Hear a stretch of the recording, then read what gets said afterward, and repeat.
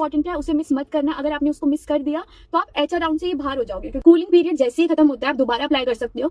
और इसका एक अच्छा फायदा ये होता है कि आपके पास एक अच्छा खासा एक्सपीरियंस हो जाता है इंटरव्यू का, कि इंटरव्यू में क्या क्या क्वेश्चन होते हैं, किस तरह के क्वेश्चन होते हैं।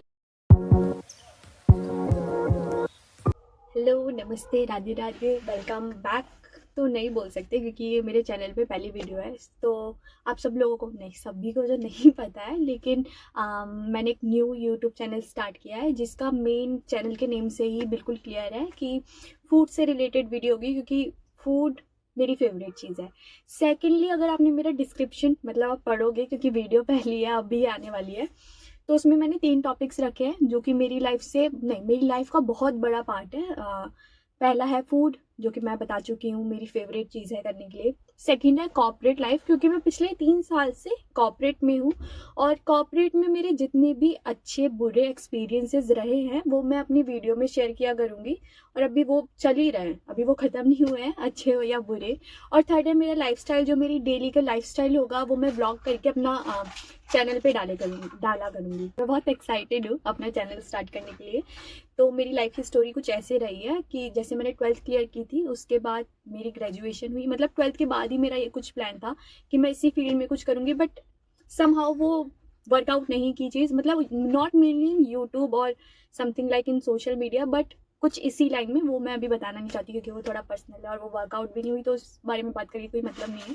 उसके बाद मेरी ग्रेजुएशन हुई, उसके बाद मेरी मास्टर्स हुई और ग्रेजुएशन के बाद ही मैंने अपना कॉर्पोरेट ज्वाइन कर लिया था। तो अभी मेरा मेनली यही था कि मैं उसी में अपना आगे करूँगी, बट उसके साथ साथ मेरा था कि मैं अपना ड्रीम नहीं छोड़ सकती, तो मैंने इसलिए अपना यूट्यूब स्टार्ट किया और इसलिए मैं बहुत एक्साइटेड हूँ। टचवुड सब सही हो। तो हाँ, अब वीडियो की बात कर लेते हैं। सब बोलेंगे अपने बारे में बताइए। तो मेनली जो ये वीडियो है वो मेरी करंट ऑर्गेनाइजेशन से रिलेटेड होगी। प्रीवियसली मैं कंसेंट्रिक्स में काम करती थी, उसके बारे में मुझसे जुड़े हुए काफ़ी लोगों को पता है। नॉट करेंटली अगस्त में मैंने कंसेंट्रिक्स छोड़ दिया था। अगर उसके बारे में भी अगर आपको वीडियो चाहिए तो कमेंट कर देना, वो उसके बारे में भी बता दूंगी। उसके बारे में मुझे बहुत अच्छा एक्सपीरियंस है, तो वो भी अगर शेयर करना हो तो बता देना। तो अभी जो करंट मेरी ऑर्गेनाइजेशन है वो है R1 RCM। काफ़ी लोगों को इसके बारे में पता भी होगा और काफ़ी लोगों को नहीं भी पता होगा। जिनको नहीं पता मैं उनको बता देती हूँ कि R1 RCM एक हेल्थ केयर है, KPO है, बहुत ही रेप्यूटेड कंपनी है। अगर आप अपना करियर स्टार्ट करना चाहते हैं तो आप R1 RCM को चूज़ कर सकते हैं। मतलब मैंने भी गलती कर दी शायद कि ये मेरी सेकंड कंपनी है। अगर फर्स्ट होती तो मेरे लिए, मतलब मेरे करियर के लिए बहुत अच्छा स्टार्ट होता। तो इस टॉपिक में मैंने मोटे मोटे और बहुत मेन टॉपिक्स कवर किए हैं। पहला कि क्या एलिजिबिलिटी होनी चाहिए, हायरिंग प्रोसेस और इंटरव्यू के राउंड्स कितने होंगे, और सबसे बड़ा हाइप क्वेश्चन की सैलरी कितनी होनी चाहिए, एंड थर्ड है कि वर्क एनवायरनमेंट कैसा होगा। तो एलिजिबिलिटी से स्टार्ट करते हैं।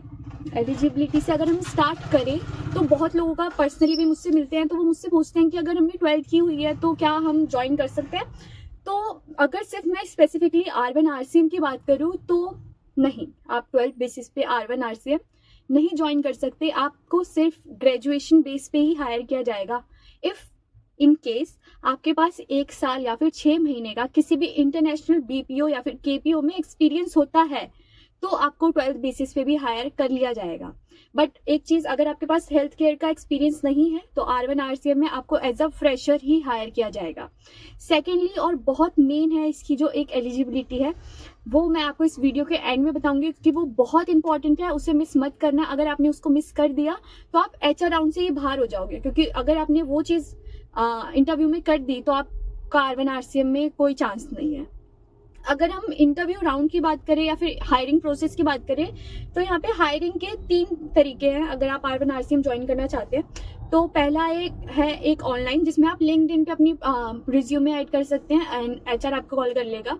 और आपको है, जैसे कोई करेंटली अगर कोई एम्प्लॉय है और R1 RCM में काम कर रहा है तो आप उसका रेफरेंस लेके भी आ सकते हैं। एंड थर्ड है, जो कि मैं प्रेफर करती हूँ और लोगों को सजेस्ट भी करती हूँ, कि आप वॉक इन ही आ जाओ। क्योंकि आजकल क्या हो रहा है ना, वॉक इन में इतने लोग आने लग गए हैं कि वो ऑनलाइन को इतना प्रेफर नहीं करते, वो वॉक इन को ही ज्यादा प्रेफरेंस देते हैं और फिर ऑनलाइन में वो रिस्पॉन्स भी नहीं करते। और मेरा जो एक्सपीरियंस रहा है, मतलब कंसेंट्रिक्स में भी मैंने वॉक इन दिया था, R1 RCM में भी मैंने वॉक इन दिया था।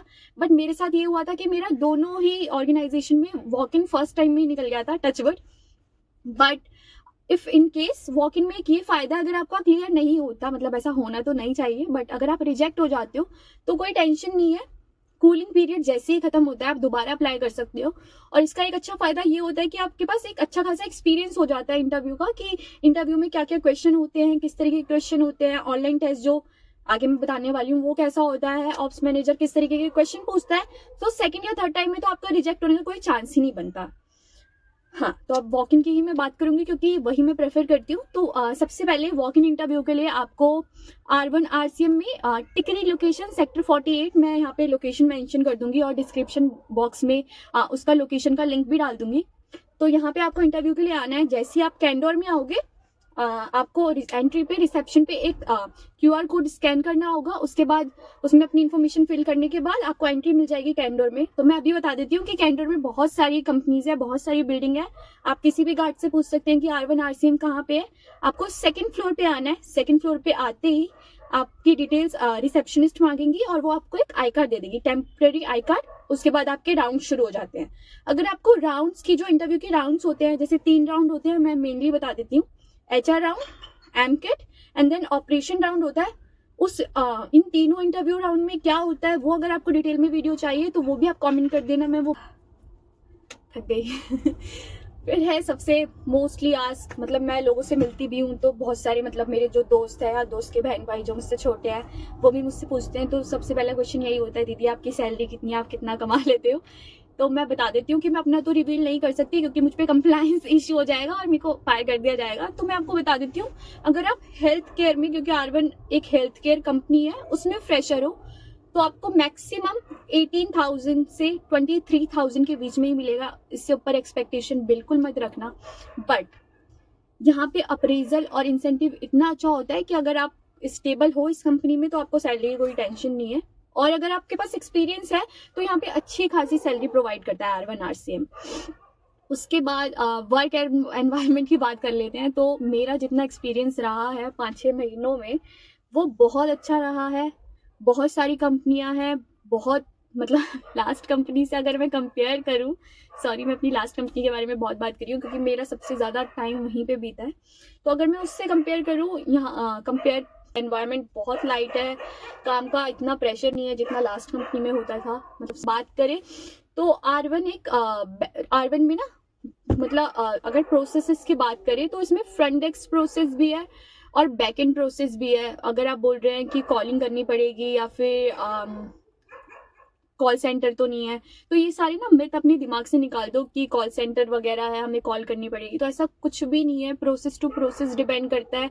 और अगर आप कॉल कर रहे हो तो इसका मतलब ये नहीं है कि वो कॉल सेंटर है। मतलब अगर कॉल सेंटर और BPO में अगर कोई फर्क है तो वो, मतलब बोलते हैं ना BPO अलग कॉल सेंटर अलग, तो उन दोनों को ना फर्क को अलग ही रखो। लोगों में ये होता है कि BPO का मतलब कॉल सेंटर नहीं, और R1 RCM तो BPO है भी नहीं, ये KPO है।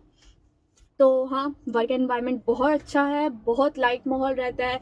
अगर आप कैंडोर में भी घूमते हैं तो आपको बहुत ऐसा लगता है कि आप ऑफिस में नहीं आए हो, मतलब ऐसा लगता है कि आप कहाँ ही आए हो, मतलब पिकनिक बनाने आए हो। मेरा एक्सपीरियंस ये रहा है।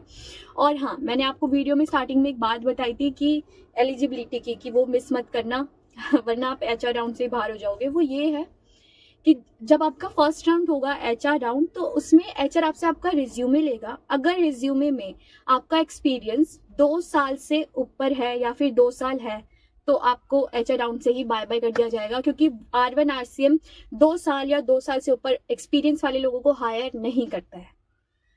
तो हाँ, ये गलती बिल्कुल मत करना। अगर आपके पास है भी तो थोड़ा कम करके बता दो, 18 मंथ्स बता दो, 20 मंथ्स बता दो, बस 2 साल मत बताना।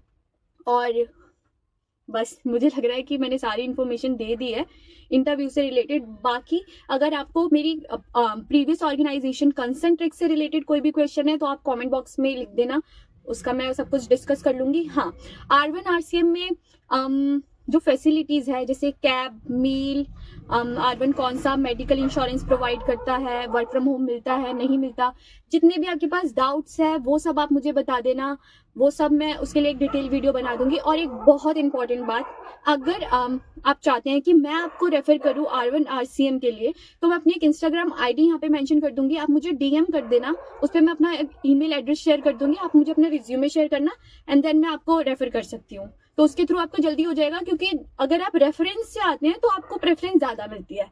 तो यही था, that's it for today. Thank you मेरी वीडियो देखने के लिए, और मुझे आपके सपोर्ट की बहुत ज़रूरत है। प्लीज़ मेरी वीडियो शेयर कर देना और ये इन्फॉर्मेशन ज़्यादा से ज़्यादा लोगों के पास पहुँचा दो, क्योंकि अगर किसी की ज्वाइनिंग हो जाती है तो अच्छी बात है यार।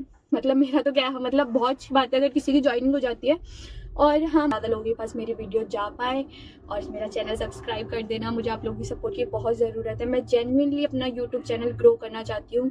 And thank you so much. आपने मेरी वीडियो अगर पूरी देख ली तो उसके लिए शुक्रिया। Thank you, bye bye.